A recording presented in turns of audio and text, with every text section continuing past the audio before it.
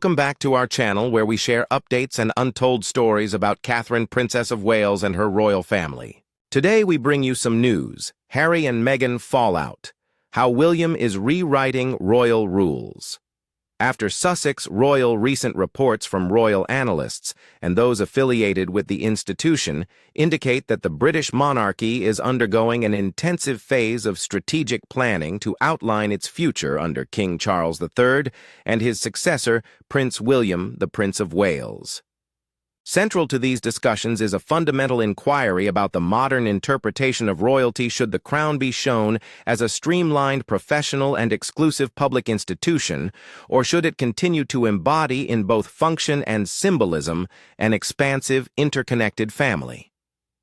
The disparity, sometimes characterized as a primary conflict between sovereign and heir, has been accentuated by the post-royal endeavors of the Duke and Duchess of Sussex, Prince Harry and Meghan Markle. Their choice to engage in independent commercial and media endeavors after their withdrawal from top royal responsibilities has raised challenging questions about the connection between personal activity and a title granted by the crown. The present storyline centers on an endeavor purportedly conceived by Prince William, a long-term covert project aimed at reimagining some facets of the monarchy's operations. Sources characterize the endeavor as a comprehensive examination of royal practice and governance, influenced by both local experience and a comparative analysis of many European constitutional monarchs that have intentionally adapted to contemporary expectations. The stated objective is to establish a clear and legal differentiation between working members of the royal family, those who are fully committed to public duties, and relatives linked to the sovereign by birth or marriage who pursue private professional careers. Implementation of such a distinction would alter the public makeup and operations of the royal family, potentially impacting individuals whose public personas and marketability are associated with their royal titles. This potential reconfiguration must be considered within a wider institutional context. It is from one perspective an endeavor to preserve the monarchy's significance and popular endorsement across successive generations. It engages with simultaneous public and political discussions over the family's function, financing, and its connection to an increasingly global digital and invasive media landscape. Isolated events such as a 2019 open letter endorsed by 72 female members of Parliament in support of the then Duchess of Sussex illustrate the political significance of these issues. However, the internal strategy discussions are apparently focused mostly on governance and the Crown's enduring institutional integrity. This account analyzes the philosophical differences between the king and his successor, delineates the key components of the proposed modernization agenda, reviews relevant international case studies, and contemplates potential ramifications for the monarchy and its broader familial network. A significant divide in the ongoing discussions is the discernible disparity in the governing ideologies of King Charles III and Prince William. Both are seen by insiders as dedicated to continuity and stability. Yet they are said to differ in organizational style, dispute resolution, and their interpretation of the royal firm. These disparities are often ascribed to their divergent life experiences, generational viewpoints, and temperaments.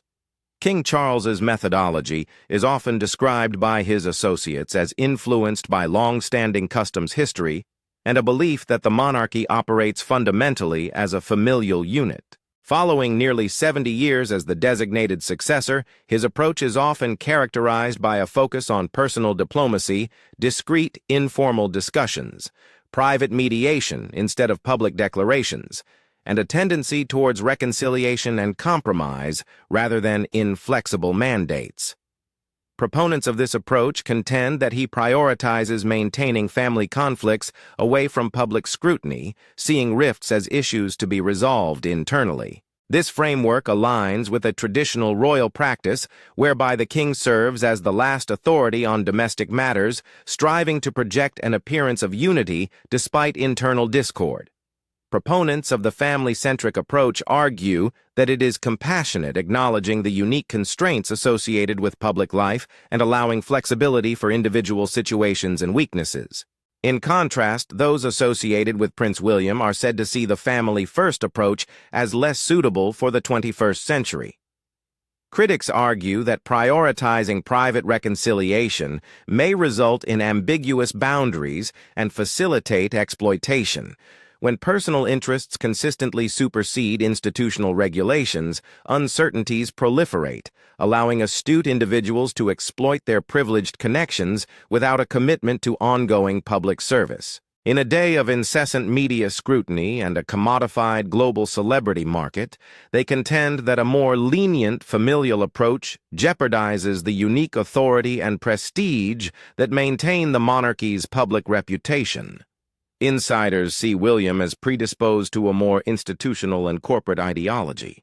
Having seen the monarchy's most tumultuous public incidents and aware of the ramifications of crises in the media era, he is said to regard the maintenance of the crown's legitimacy as a question of structural resilience rather than personal feeling. From this perspective, the royal family primarily functions as a public institution, a constitutional organization that persists due to its ability to adapt and enforce explicit regulations rather than relying on informal negotiations conducted privately. This institutionalist viewpoint inherently favors a more streamlined and professional monarchy characterized by clearly defined jobs responsibilities and expectations, with privileges openly correlated to obligations. The symbolic and practical significance of being royal hinges on exclusivity. If the boundaries between working royals and those with royal lineage become indistinct, the prestige of monarchy is undermined. Consequently, challenging decisions, perhaps including the official dissolution of institutional connections with relatives who do not engage in public service, may be necessary to safeguard the monarchy's essence. The elimination of elements deemed weak branches in such studies is framed not as punitive retribution, but as a preventive strategy to safeguard the institution's long-term integrity and reputation. Clarity and enforceability are paramount. Regulations must be unequivocal, and the repercussions of deviating from public duty must be explicit to prevent future ambiguity or reputational damage. To implement this institutional vision, Prince William has reportedly started a deliberate effort to establish a new operational framework for the monarchy. Individuals informed about the project characterize it not as a collection of minor technological modifications, but as a profound reevaluation of the criteria for defining royal and the implications of that classification. William reportedly assembled a team of advisors and other specialists intentionally outside the palace's conventional advisory circles. The objective has been to use comparative knowledge and exemplary administrative practices from other constitutional monarchies and public sector administration in general. A fundamental aspect of the analysis, as reported by sources, has been the meticulous examination of how various European royal houses have adapted to modernity. Countries like Denmark, Sweden, the Netherlands, and Spain are often referenced as exemplary cases of monarchies that have at different periods defined and sometimes restricted the cohort of royals performing official responsibilities. These cases are significant not merely as precedents in constitutional monarchies, but because they demonstrate various mechanisms accessible to sovereigns, administrative directives, public statements, and legal instruments that redefine the roles of individuals acting in an official capacity versus those leading a private life while retaining their position in the line of succession. Two notably notable instances are the recalibrations from Denmark and Sweden. In 2022, Queen Margrethe II of Denmark decided to remove the princely and princess titles from 4 of her grandchildren. Despite maintaining their positions in the line of succession and their noble status as counts or countess of Montpezat, these grandchildren no longer held the titles of His or Her Royal Highness and were excluded from being regarded as members of the reigning royal house for state responsibilities.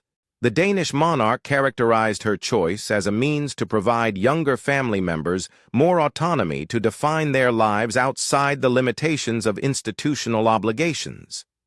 Commentators saw the action as a definitive measure intended to future-proof the monarchy by delineating the individuals anticipated to fulfill official roles. In 2019, a same recalibration occurred in Sweden when King Carl XVI Gustaf declared measures that excluded 5 grandchildren from the royal house, so rescinding their right to undertake official tasks and to the HRH designation.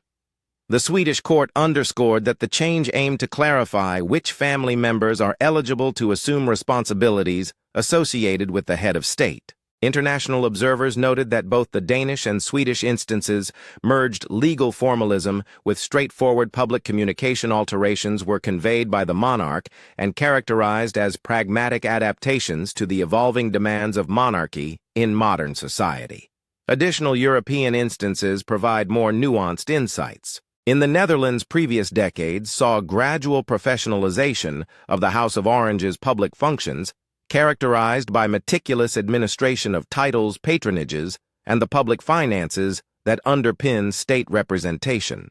The monarchy of Spain has also seen periodic adjustments in reaction to scandals and changing public opinion, illustrating how constitutional monarchs manage legal constraints and political influences in determining who represents and acts on behalf of the sovereign.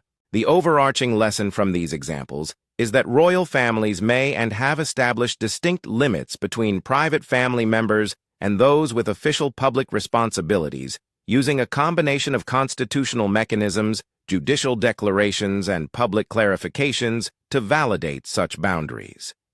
Advocates of a simplified British model find in these antecedents both pragmatic templates and political rationale. Sovereigns functioning within the constitutional parameters of their domains might make challenging but valid decisions to restrict the number of working royals for the sake of institutional clarity and efficiency. Furthermore, the comparative data underscores a significant principle. Alterations to royal status are most enduring when grounded in official procedures and explicit public rationales, rather than being subject to informal negotiations. The fundamental essence of the proposal put forth by William's advocates is encapsulated in the phrase, service for status. Within the proposed framework, the complete accoutrements of royal designation, the HRH title formal household resources, the obligation of public engagements, and the privileges linked to being an active member of the royal family would be allocated exclusively to individuals who pledged to serve the crown as full-time public representatives. Individuals connected to the sovereign who choose to engage in private jobs, commercial activities, or to permanently live outside the United Kingdom will be regarded as family, but will not be acknowledged as members of the institutional royal family for the execution of official governmental responsibilities. This implies that an individual who refuses or stops performing official duties for the sovereign would likewise relinquish formal titles and the associated privileges of active representation. The idea fundamentally replaces confusing levels of semi-formal rank with a binary system. One is either a working royal with the associated style and responsibilities or a private citizen.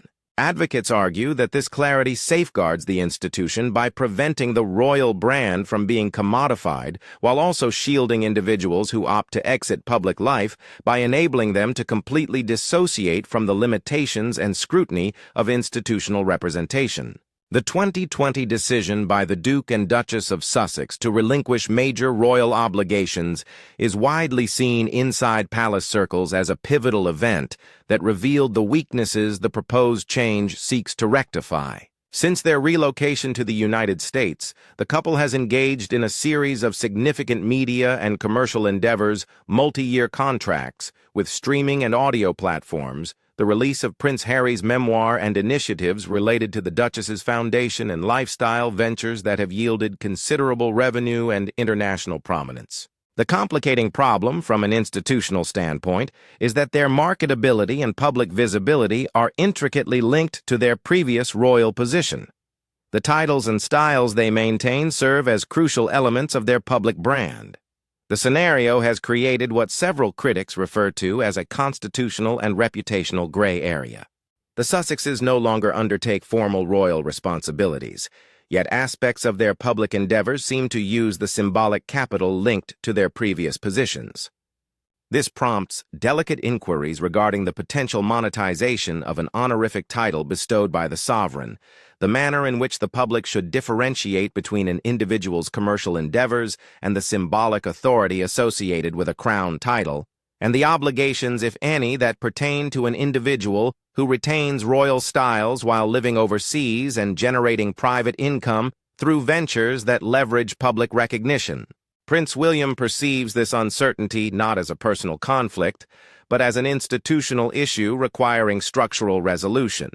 His preferred solution, as outlined in summaries disseminated by insiders, is a binary model. Members of the extended family would either be fully integrated into the apparatus of state service, entitled to official titles, resources, and the expectation of public involvement, or entirely excluded as ordinary private citizens. According to this viewpoint, a person opting to withdraw from public service to engage in commercial endeavors would forfeit the institutional designation and privileges that bestow public status. The proposal aims to prevent the ongoing holding of an intermediary position where a person enjoys the prestige of a royal title without the obligations of formal representation for the king. Proponents of the binary method argue that it protects the institution by preventing royal style from being seen as a commodity accessible to commercial enterprises, while also facilitating a clean separation for leaving family members from institutional responsibilities and associated public expectations. The concept effectively addresses a procedural loophole, positing that one could no longer maintain a quasi-royal position while simultaneously establishing a commercial firm based on inherited public standing. The method of execution is equally crucial to the strategy. To prevent informal familial negotiations and the resultant discrepancies, William reportedly favors a protocol-driven system based on official administrative procedures rather than private agreements. The proposal outlines a process whereby an individual's institutional status would be modified through formal written communication from the sovereign, such as a letter or instrument with royal approval documented in official archives, reflecting established constitutional practices of recording royal decisions in official instruments. This message would explicitly and conclusively delineate the alteration to an individual's title and function, for example, informing them that due to the cessation of official responsibilities, their HRH title is rescinded, and they are no longer considered a working member of the royal family.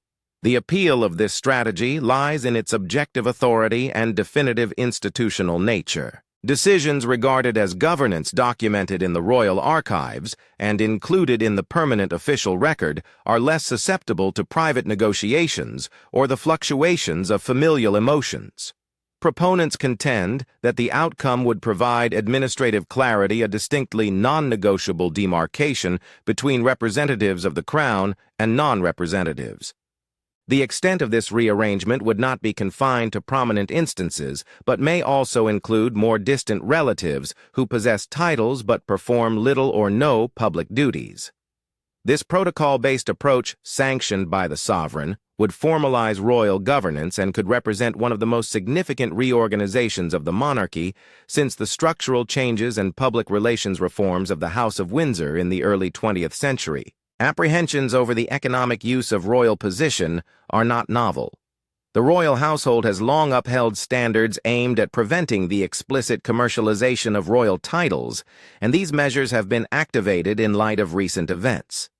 Public reports suggested that the Sussexes at one point aimed to trademark Sussex Royal across many categories, an endeavor seen by numerous observers as an effort to establish a worldwide brand associated with their previous royal status. The palace implemented efforts to prohibit the use of royal in commercial contexts by persons no longer affiliated with the Crown. Thus, the Sussexes relinquished the Sussex Royal designation and founded Archewell as a platform for humanitarian and media endeavors. Media reports indicated that the Duchess's team considered registering the title Duchess of Sussex as a component of a comprehensive branding plan. Any such maneuver would encounter significant legal and institutional obstacles. Royal styles are not personal assets, but dignities and honors bestowed by the king and integrated into the honor system. Established palace traditions and legal standards prohibit the commercial appropriation of royal titles, and any endeavor to register an authentic royal title as a trademark would encounter significant resistance. The current regulations, therefore, provide a protective barrier against the most overt kinds of title commercialization.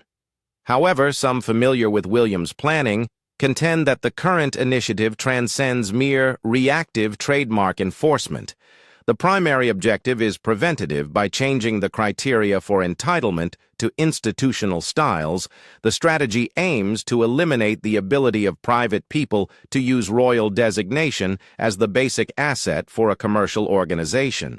This transition from protecting the institution against sporadic instances of commercialization to actively determining who may rightfully assert status that confers economic and symbolic worth would represent a significant alteration in the monarchy's approach to preserving its public capital. Any discourse on internal change must recognize the intricate legal and constitutional framework under which the Crown functions. The sovereign's prerogative rights over titles and styles coexist with established traditions and the expectations of constitutional governance. Instruments like letters patent and formal public announcements have traditionally been used to modify titles and precedents. Modifications to the pragmatic distribution of resources, including the financing of official residences, security protocols, and personnel, need further levels of administrative and political deliberation. The sovereign grant, the Duchy of Cornwall, and other historical financing mechanisms support the operational capacity of working royals.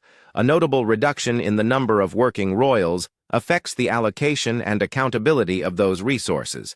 Similarly, the security arrangements for royals engaged in public duties who often travel or reside overseas prompt inquiries over the funding sources and the justification of expenses to taxpayers. All such issues must be addressed meticulously throughout any reconfiguration. The project's success cannot be solely attributed to administrative mechanics. The monarchy's popular legitimacy depends on a broader cultural context, including media coverage, legislative oversight, the perspectives of Commonwealth administrations, and the evolving social ideals of a varied populace. The relationship between the royal family and the media has historically been contentious. In recent decades, this dynamic has been further exacerbated by social media, worldwide streaming services, and celebrity-oriented attention markets. The velocity and extent of modern communications enable disagreements to globalize virtually instantaneously. Blunders and tonal errors may be magnified beyond the control of institutional representatives. Furthermore, public expectations about openness, equality, and accountability have progressed choices resembling private family settlements in the traditional paradigm of royal governance are now consistently subjected to political and ethical examination. Public voices, elected officials, pundits, civic organizations, and ordinary individuals analyze royal matters via legal, ethical, and political perspectives. The 2019 open letter endorsed by 72 female MPs was articulated as a gesture of solidarity with a prominent woman subjected to rigorous and, in their perspective, oftentimes racially biased and unjust media scrutiny. The intervention highlights that public reactions to royal matters are varied and that suggestions for institutional reform will be interpreted through multiple lenses as issues of legality and constitutional appropriateness, as inquiries into equity and race, and as discussions regarding privacy, freedom of expression, and the influence of celebrity.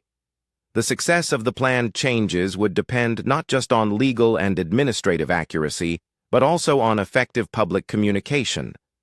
Efforts to revoke rights and privileges from family members, regardless of their orderly and legally valid nature, may be seen by segments of the public as punitive, personal, or even malevolent, especially if the narrative fails to elucidate the institutional requirement. In contrast, a clearly defined reform centered on equity, impartiality, and the enduring welfare of the Crown may acquire popular legitimacy. The communication campaign would likely highlight that the proposed binary regime eliminates ambiguity, benefiting both the institution and people opting for a private existence, so enabling them to pursue jobs without continuous public affiliation that invites scrutiny. The potential dangers are considerable. The official exclusion of family members from the royal family may result in personal estrangements that manifest publicly.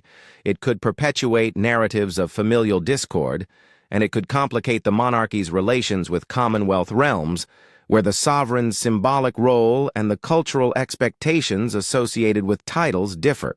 Globally, various jurisdictions and administrations may possess distinct perspectives about the suitable public status of royal household members, while the monarch concurrently serves as the head of state for numerous sovereign nations. Any internal change that modifies styles and duties may need careful diplomatic management with governments around the Commonwealth. There are also pragmatic compromises. A more streamlined and professional monarchy diminishes the pool of family members eligible for state representation, thereby amplifying the responsibilities of the remaining working royals. This concentration may subsequently escalate public scrutiny on these people and exacerbate the repercussions of any errors. Conversely, a larger royal family, including more working members, might distribute responsibilities and public focus, but at the expense of increased institutional complexity and elevated public spending. The reformers contend that contemporary public sentiment and media dynamics favor the previous trade-off of fewer clearly defined public royals. However, this evaluation is disputed. The long-term direction of these suggestions will be influenced by the dynamic between the king's inclination towards a conciliatory, family-oriented approach and the Prince of Wales's institution-centric strategy. A significant reinterpretation of who qualifies as royal and the implications of that rank need the sovereign's approval. Nevertheless, it seems that the heir's vision is steering the internal agenda. The king's ability to reconcile his inclination for private mediation with the institutional demands for transparency will be crucial. If the sovereign adopts the institution-first initiative, the suggested steps might be implemented systematically based on legal instruments and supplemented by public clarifications. If he wants to maintain family confidentiality, improvements may be more gradual and conducted discreetly. Both outcomes will have enduring repercussions. The choices made during these discussions will influence both the operational dynamics of the royal family and the symbolic significance of royal status amid heightened media scrutiny, broad business prospects, and changing public expectations. They will ascertain whether the Crown opts to maintain the allure of exclusivity by constricting the parameters of representation, or if it will rejuvenate its conventional model of familial unity and private deliberation. The chosen course will shape the monarchy's character and public function for decades, resulting in an institutional recalibration that affects governance, accountability, financing, and the relationship between private life and public prestige. Ultimately, there exists a human aspect underneath the constitutional intricacies. Decisions about titles, styles, and public tasks are not only administrative modifications, they are determinations that influence personal connections and identities. For several royals, public responsibilities are intertwined with personal purpose and a feeling of obligation. For others, the desire for a private existence is as persuasive. Reform that prioritizes institutional transparency must therefore address the emotional repercussions of delineating familial connections. The task for the Crown's planners is to devise a system that is legally sound and publicly intelligible, while also being humane in its implementation, one that permits principled exceptions when compassion and context necessitate, yet avoids generating the uncertainties and inconsistencies that the review aims to eliminate. In summary, the proposed program of discourse and change represents an effort to harmonize two persistent realities of constitutional monarchy. Its endurance relies on both symbolic significance and organizational efficacy. The initiative aims to preserve the symbolic significance of royalty from economic exploitation and informal ambiguity while ensuring the monarchy's organizational capability is suitable for a media-saturated era. The central question of this moment is whether that balance will be achieved through a decisive institutional redefinition or a more gradual reconciliatory evolution under the sovereign's guidance. The answer will determine the British Crown's role in public life for the remainder of the century. Thank you for watching the video. Please let us know your thoughts and goodbye for the time being.